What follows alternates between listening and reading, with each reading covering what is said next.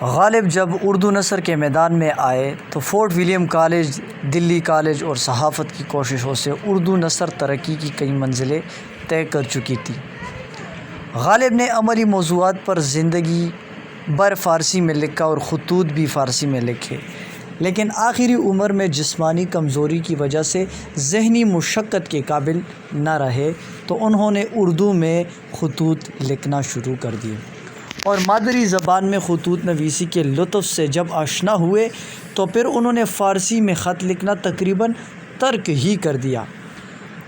غالب نے اردو میں ایسے خطوط لکھے جو اپنی مثال ہونے کا ثبوت خود فراہم کرتے ہیں۔ دراصل غالب ایک ہمہ گیر شخصیت کے مالک تھے۔ اپنے زمانے میں مروجہ علوم پر انہیں مکمل عبور حاصل تھا۔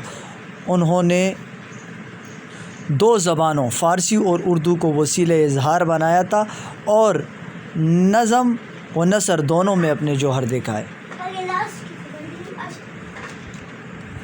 جہاں تک غالب کی مکتوب نگاری کا تعلق ہے، اس کی ادبی اہمیت کسی بھی شک و شبہ سے بالا تر ہے اور نثری ادب کا ضمنی سرمایہ ہے جس پر ہم بجا طور پر فخر کر سکتے ہیں۔ ان مکاتیب کے بارے میں بہت کچھ لکھا گیا ہے۔ وہ اکثر و بیشتر حالتوں میں بندی ٹکی باتیں ہیں جو ان مکاتیب کی فارم میں کہی گئی ہیں۔ مثلاً ان مکاتیب میں غالب نے قدیم طریقہ القاب و آداب استعمال نہیں کیا۔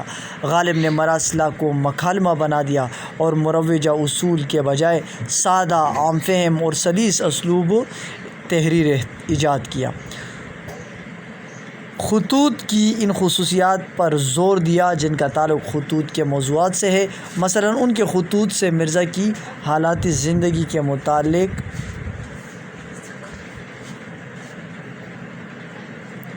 اور ان سے 1857 کے ہنگامے کی تاریخ مرتب کرنے میں مدد مل سکتی ہے، لیکن جہاں تک ادب کا تعلق ہے ان کا دائرہ عمل بالکل مختلف ہے۔ ہمیں ان خطوط سے اس لیے دلچسپی ہے کہ ان خطوط کا نثری اسالیب کے ارتقاء میں ایک بہت بڑا حصہ ہے۔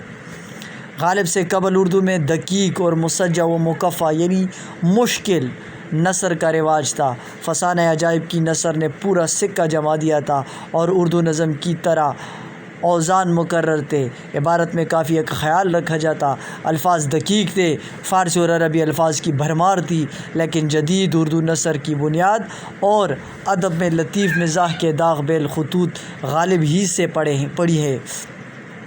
غالب سے پہلے نثر کا قدیم انداز تھا اور نثر مسجع و مکفّع، عبارت آرائی اور مصنوعی حسن کے چادر دیواری میں قید تھی، جس میں نہ سادگی تھی نہ سلاست۔ انتہائی مشکل طریقے سے مصنفین کیا کرتے تھے؟ لکھتے تھے۔ غالب نے اس ماحول اور ادب کی حالت کا اندازہ لگایا۔ انہوں نے اردو نثر میں وہ شان پیدا کی جو آج تک کسی کو نصیب نہ ہو سکی۔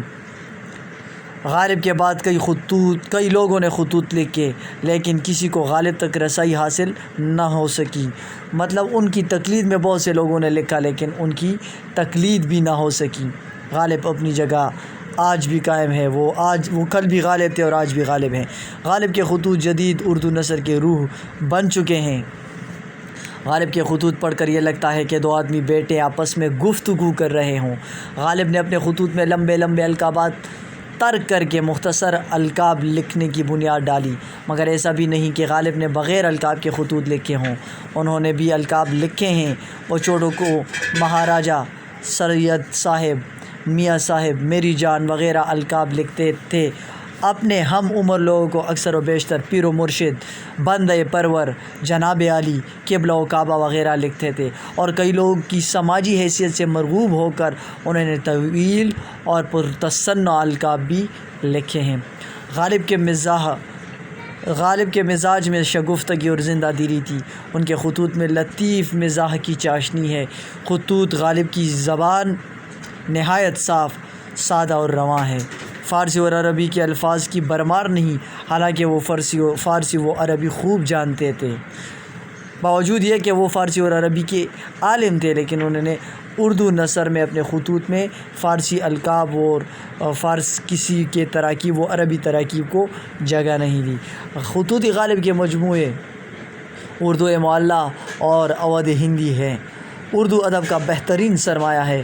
اردو ادب غالب کا احسان مند اور مرہون منت ہے۔ غالب کے خطوط کی تاریخی اہمیت بھی مسلم ہے۔ اس کے علاوہ اس میں نجی زندگی کی جھلک بھی موجود ہے۔ یہ خطوط اس زمانے کے حالات اور خاص طور پر غدر کے واقعات پر روشنی ڈالتے ہیں۔ غالب مبالغہ، تکلف اور جھوٹ سے پرہیز کرتے ہیں۔ قافیہ دار اور وزن دار عبارت سے بھی دور رہتے ہیں۔ فارسی تراکیب اور پیچیدہ بندشوں سے بھی انہیں نفرت تھی۔ طنز و مزاح کا عنصر بھی خطوط غالب کی اہم خصوصیت ہے۔ ان کے خطوط میں تبسم زیر لب پیدا کرنے کی حلاوت موجود ہے۔ وہ اپنے آنسوؤں کو ہنسی میں چھپا لینا جانتے ہیں۔